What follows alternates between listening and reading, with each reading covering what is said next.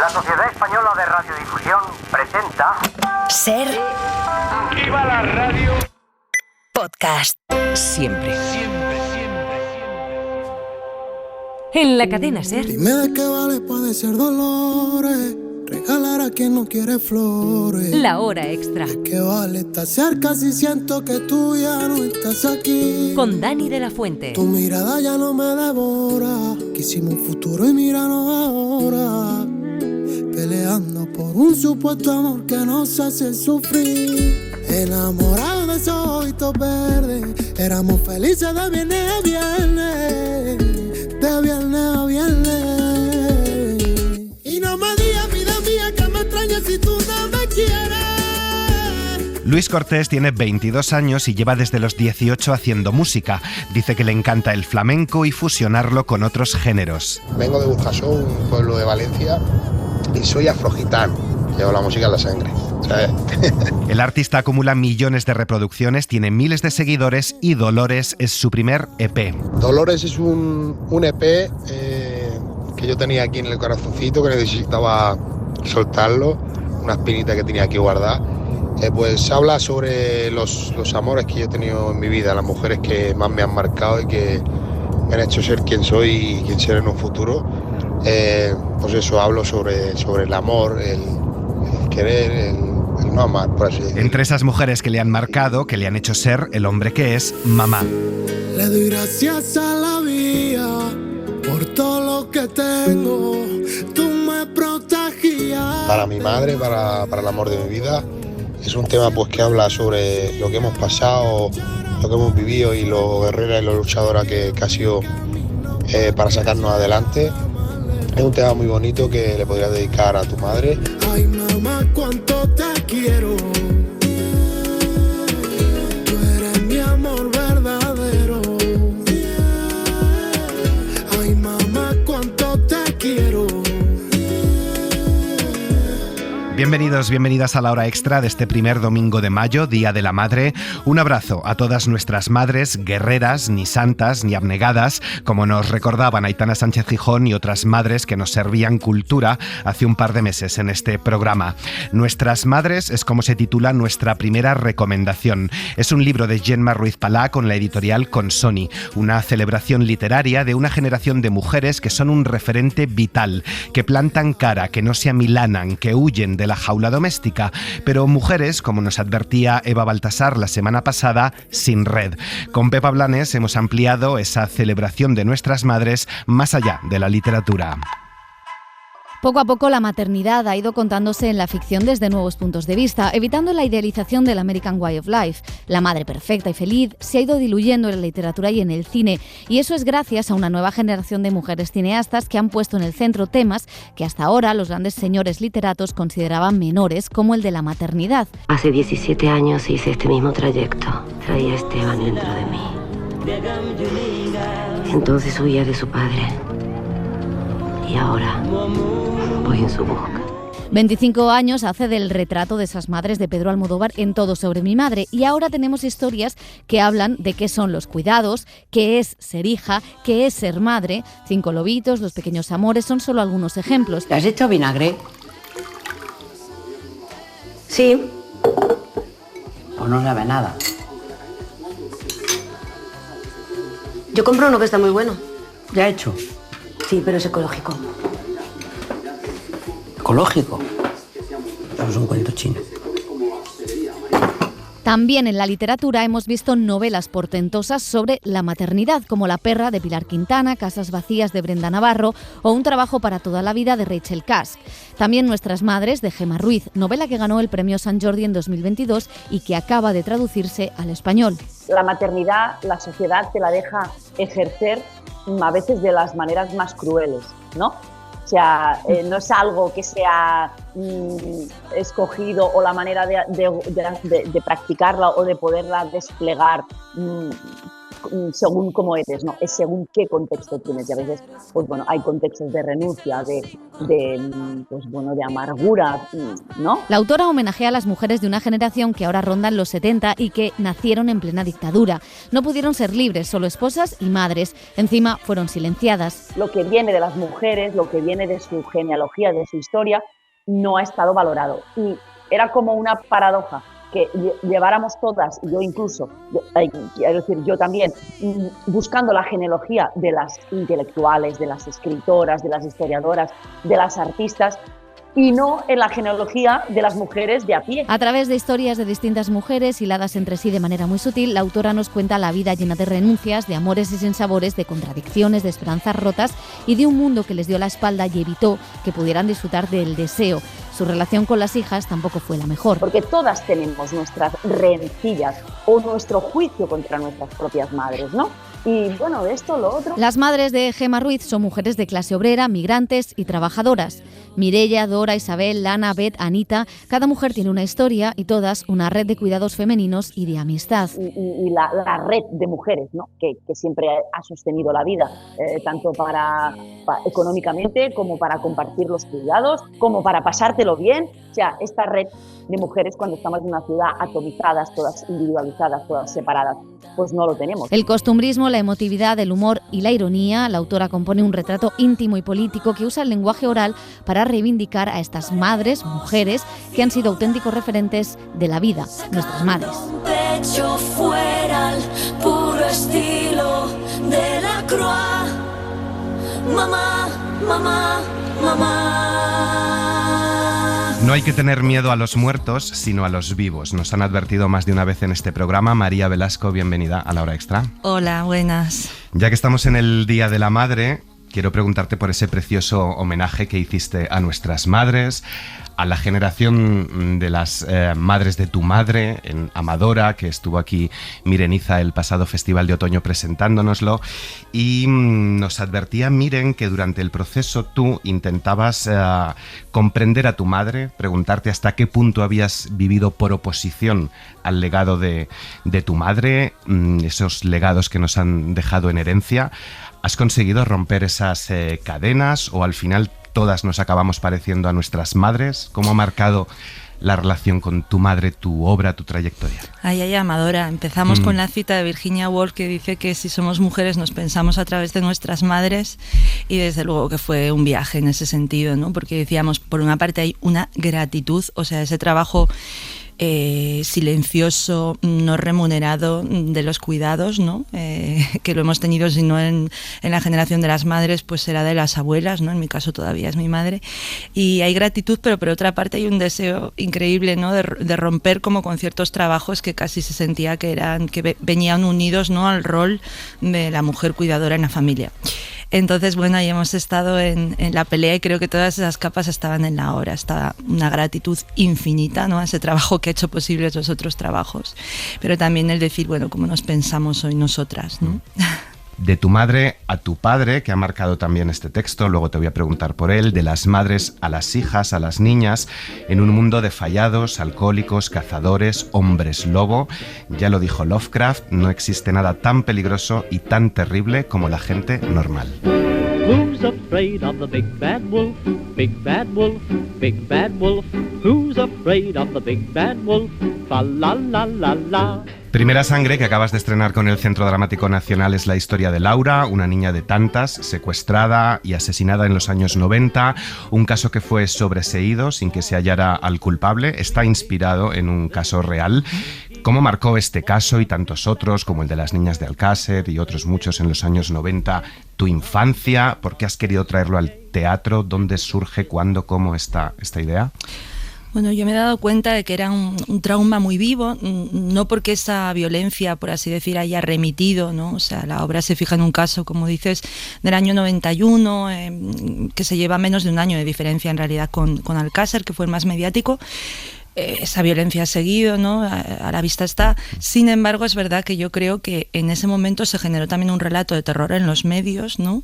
A veces muy amarillista también, que nos condicionó mucho educacionalmente. Entonces, ha sido ya con la perspectiva del tiempo, ¿no? Cuando me he puesto a repensar cómo ese relato también de terror, el cuidado niñas, cuidado, ¿no? Que se dice tanto en la obra, el cuidado con jugar en la calle fuera de la custodia de los padres, el cuidado con la noche, el cuidado con el autostop en el caso de Alcácer, ¿no? Pues condicionó nuestra idea del miedo, de los temores, condicionó nuestra vivencia del espacio público y de la libertad. Y esto lo he podido pensar pasadas ya 2 décadas y ha sido muy sanador y muy liberador. Es una de las grandes preguntas que se plantea la obra, si el miedo evita el peligro o si el miedo evita la vida, nos impide vivir con libertad, especialmente a las mujeres. Fui a ver la obra con una compañera, claro, yo también me crié en los años 90, pero yo no viví eso. Y me dijo, es que nosotras jugábamos al pilla-pilla y quien venía a pillarte era Antonio Inglés. Tremendo. Es que es tremendo. Es que se creó toda una iconografía como alrededor, ¿no? Y no podía salir ileso de esto, ¿no? Yo creo que todas nos lo planteábamos cuando teníamos como el deseo, la pulsión de placer de salir y de ser un poquito más libres, ¿no? Pero existía ese miedo. Has eviscerado, podríamos decir, todos estos miedos en la obra de teatro. Hace un poco menos de un mes, María Fernanda Ampuero nos presentaba Visceral, un conjunto de relatos donde ha volcado también todos esos miedos y traumas de la infancia. Hay también un ensayo buenísimo de Nerea Barjola, Microfísica sexista del poder, que recoge también un poco el impacto de todos aquellos casos en la crianza de las niñas en los años 90. ¿Cómo ha sido tu proceso de investigación? ¿Qué has leído? ¿Qué has visto? ¿Con quién has hablado para construir el texto? Pues me has citado 2 referentes absolutos. El uno ensayístico, ¿no? Que es Nerea Barjola, y que justamente yo tenía mucho temor a abrir ese libro. O sea, para mí era como una especie de caja de Pandora de, Dios mío, voy a revivir esa etapa como de traumas y de heridas, y sin embargo, pues eso ella nos hace ver como a partir de esos casos que son cruentos hay una narrativa también muy cruenta.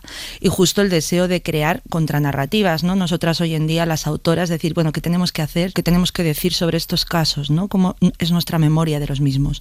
Entonces, fascinante el ensayo de Nerea, porque te ayuda un poco a deconstruir cuáles eran las claves de ese terror, y luego absoluta fan de María Fernanda Ampuero y su visión del terror, igual que de Mariana Enríquez, ¿no? Que son autoras que están revisitando el género del terror, pero desde enfoques muy interesantes, diciendo lo verdaderamente terrorífico es la realidad, lo verdaderamente terrorífico es la pobreza o la marginalidad, ¿no? Entonces, fanática de su literatura, y creo que eso también ha permeado en Primera Sangre, desde luego.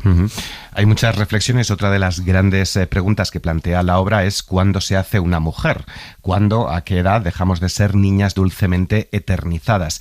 Si hacerse mujer es cuando llega tu primera sangre, la menarquia, tu primer periodo, tu primera regla, o el día que empiezas a tener más miedo a los vivos que a los muertos. ¿En qué momento se rompe la infancia?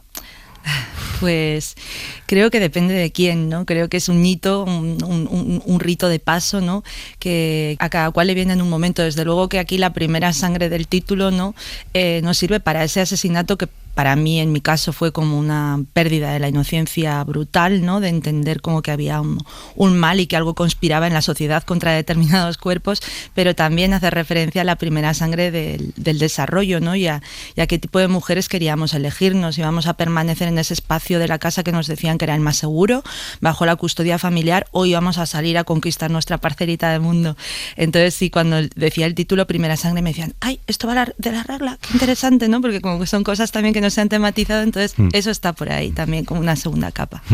Lo has adelantado, está el tratamiento que le dieron los medios, porque en los años 90 nacieron las primeras televisiones privadas, desde las Mamachicho y la cosificación y sexualización de la mujer a los true crime. ¿Hemos evolucionado los medios? ¿Hemos mejorado en el tratamiento de estos casos? ¿Esa contranarrativa de la que hablabas? Mira, yo quiero pensar que sí. Yo, además de niña, o sea, yo creo que fui una niña muy teleadicta. Yo cuando digo en la obra que fue nuestra nodriza de leche, entonces por una parte te estaban diciendo, uy, cuidadito, esa minifalda es una venda, cuidado, hay gente por ahí, ¿no?, que esto lo puede entender como una provocación, y por otra tú veías en horas así como de prime time, ¿no?, donde estábamos también los niños todavía en horario familiar, a un político, a Jesús Gil, hablando en un jacuzzi rodeado de tías en bikini. Entonces era una contradicción ficción que era como para volver loco a cualquiera, ¿no? Por una parte decías, tengo esto de referente, parece que esto es la meritocracia en la tele, concurso de mamachichos senior y junior, y luego por otra parte te estaban amedrentando, ¿no? Y diciéndote mucho cuidadito, ¿no? Porque enseñar las piernas o enseñar el escote puede ser fatal. Entonces, esa coctelera imposible, ¿no?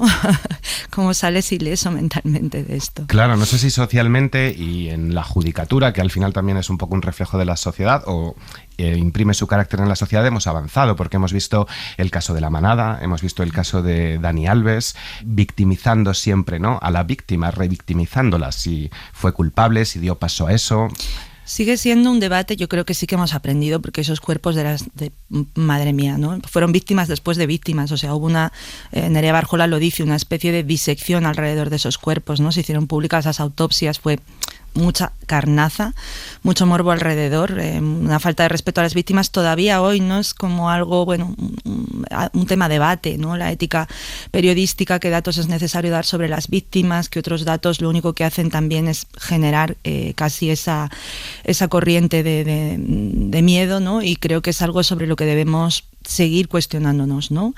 Ahí se puso también el acento en los comportamientos o en las transgresiones de las víctimas. Yo creo que sí, que hoy en día hay una perspectiva ya de género que nos ha hecho replantearnos estas cosas, ¿no? Y esa literatura periodística que era horrible, realmente. ¿Y temes que con esa nueva perspectiva de género, esa contranarrativa que tanto se está explotando ahora, produzca también un efecto regresivo, un conservadurismo de nuevo en la sociedad?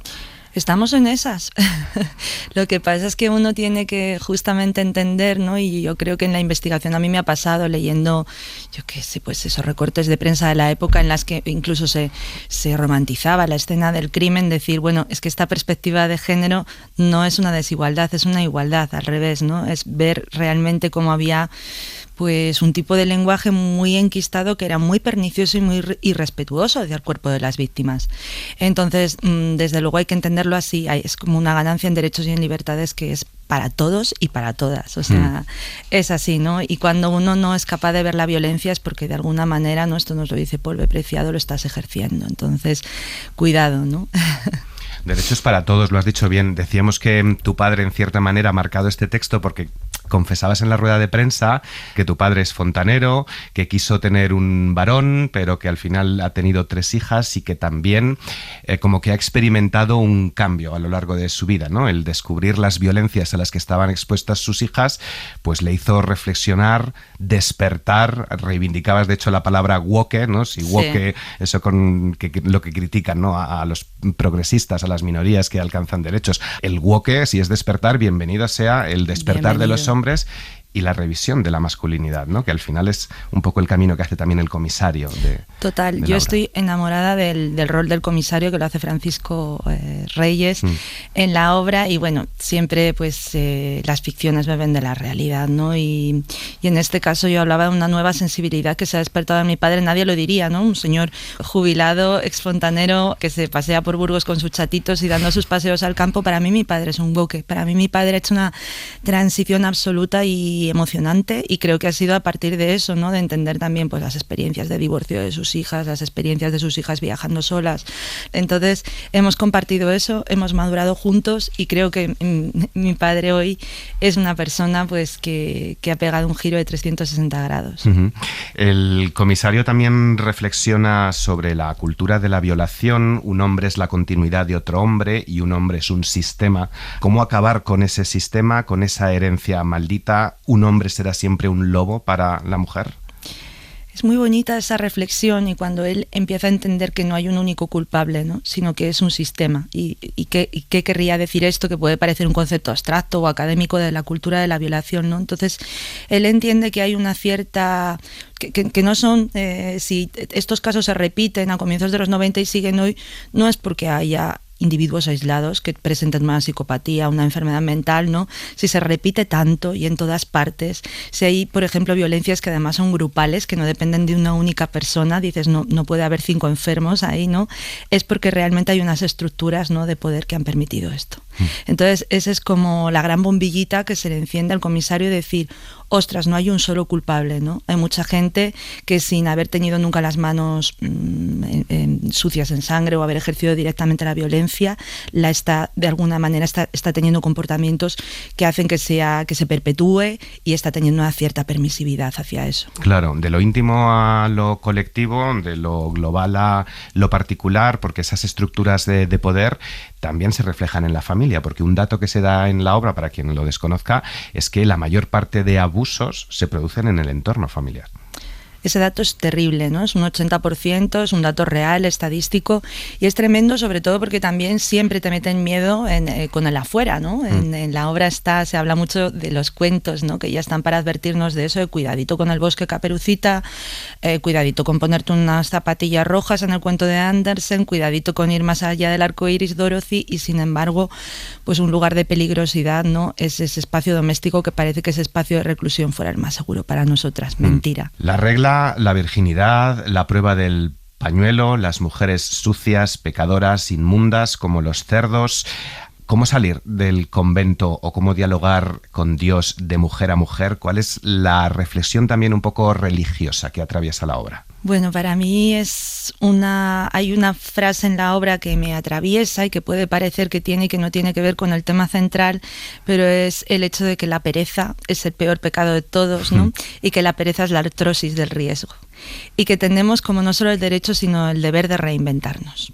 Entonces, ese es el camino de reinvención que hace en la obra. Hablábamos del rol masculino de Francisco Reyes, pero también de las niñas, ¿no? De decidir quién quieren ser de mayores, de dejar de imitar igual un rol que han tenido o lo que les han dicho que era malo o temerario, para reinventarse a ellas mismas como si fueran prácticamente obras de arte, ¿no? Entonces creo que esta es la magia y que esta es también la senda espiritual que traza la obra, ¿no? O sea, el decir, tú eres tu propia obra y trabaja sobre ti mismo, ¿no? Cuidado con la pereza, porque la pereza muchas veces nos lleva a costumbres que son fatales y que son fatídicas. Jaja, el lobo malo no nos puede atrapar, jaja. ¿Quién teme al lobo feroz? Si queréis saber más sobre Primera Sangre, tenéis toda la entrevista con María Velasco en nuestra página web y en Ser Podcast.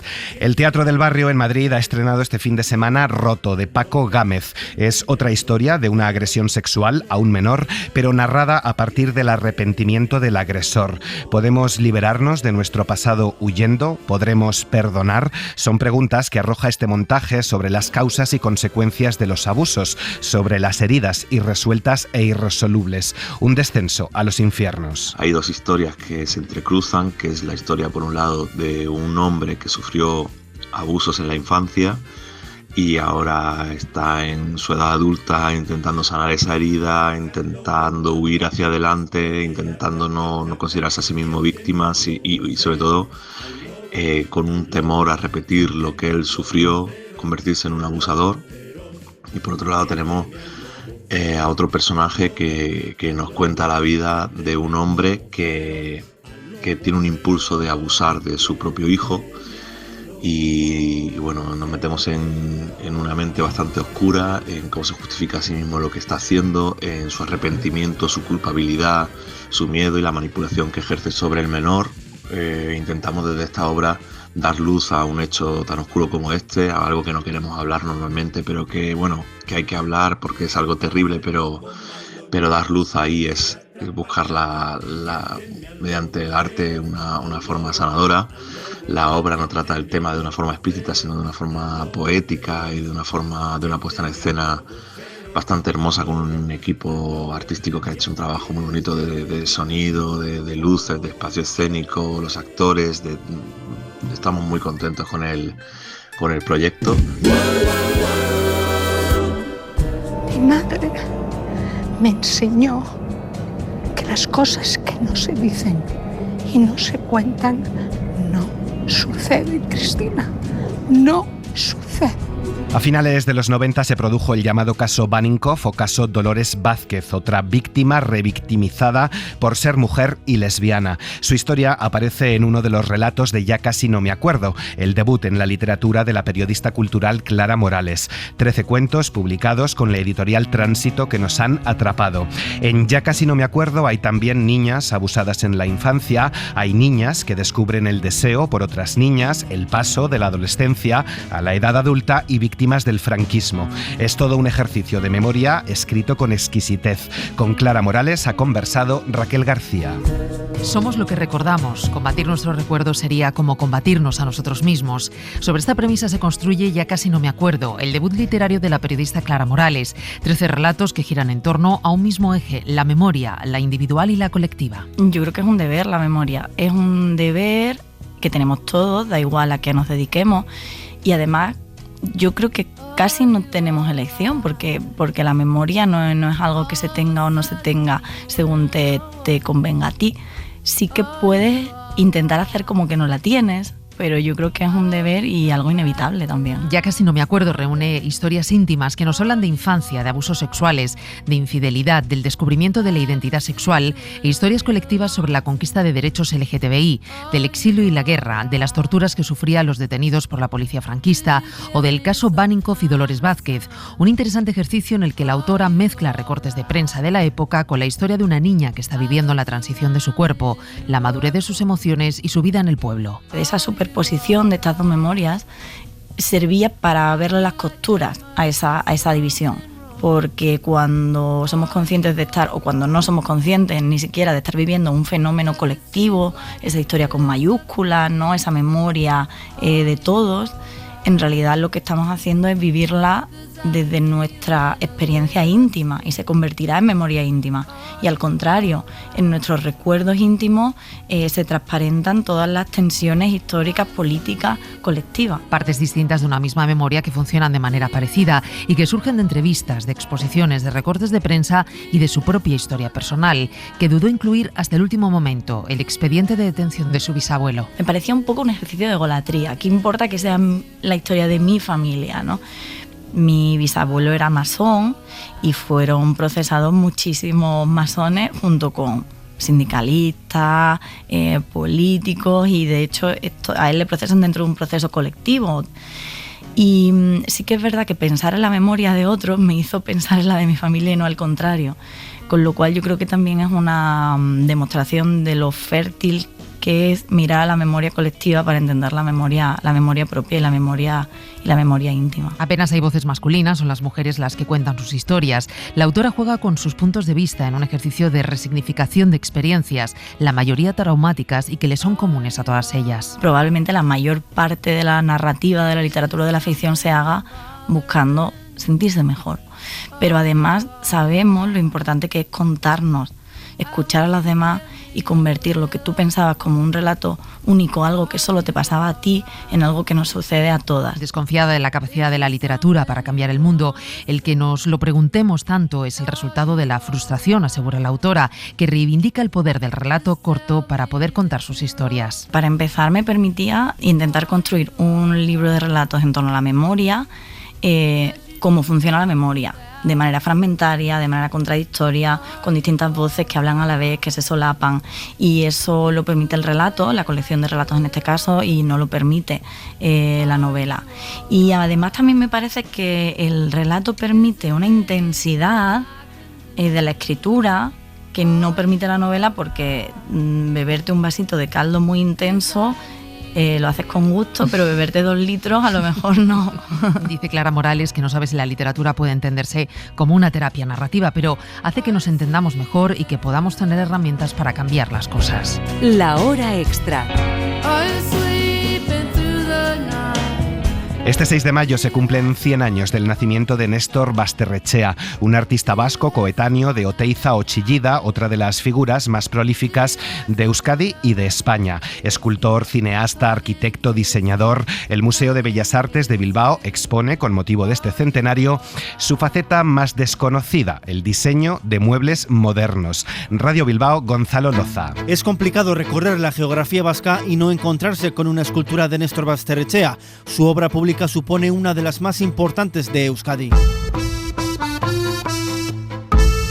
Nosotros mismos tenemos una imagen muy estereotipada, si se quiere, de Basterrechea, pero tiene una vida interesante y tan dilatada y tocó tantos tantas disciplinas. Lo dice el coordinador y conservador jefe del Museo de Bellas Artes de Bilbao a las puertas de una nueva exposición sobre sus trabajos más desconocidos, el diseño de muebles. Son muebles que siguen el estilo y las tendencias que se estaban dando y que ellos tenían información a través sobre todo de revistas, es decir, yo creo que están inspirados en muebles nórdicos, concretamente daneses, y adapta el estilo que se estaba dando con el tipo de perfilería. Guillermo Zuaznavar se refiere a todas las sillas, butacas o mesas que Basterrechea diseñó gracias al apoyo de la familia Huarte.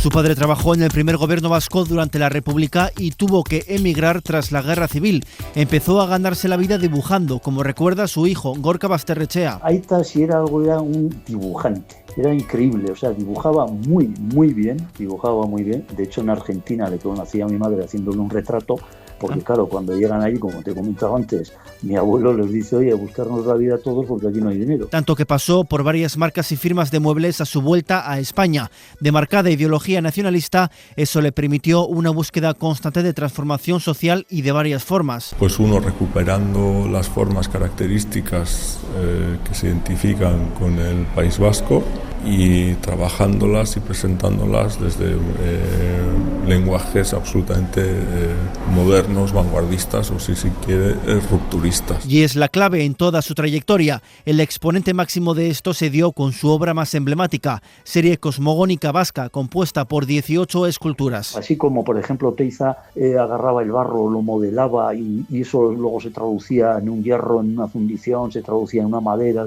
Ahí está siempre el dibujo. Ahora, cuando este lunes se cumple el centenario de su nacimiento, una veintena de instituciones han organizado actos para recordar su figura y su obra. Hasta 7.000 tiene el archivo de Artium Museo A, el Museo de Arte Contemporáneo ubicado en Vitoria. Su directora, Beatriz Herráez. La figura de Basterrechea es fundamental porque ha tenido una enorme influencia en muchísimos ámbitos, en los lenguajes plásticos, pero también en lo que tiene que ver con la arquitectura, el diseño y también su compromiso, ¿no? Y su implicación, creo que con el tiempo que le toca vivir. Además del Bellas Artes de Bilbao o el Artium, el Instituto Vasco Etxepare, la Filmoteca Vasca, el Festival de Cine de San Sebastián o el Parlamento Vasco también le rendirán homenajes durante todo este año.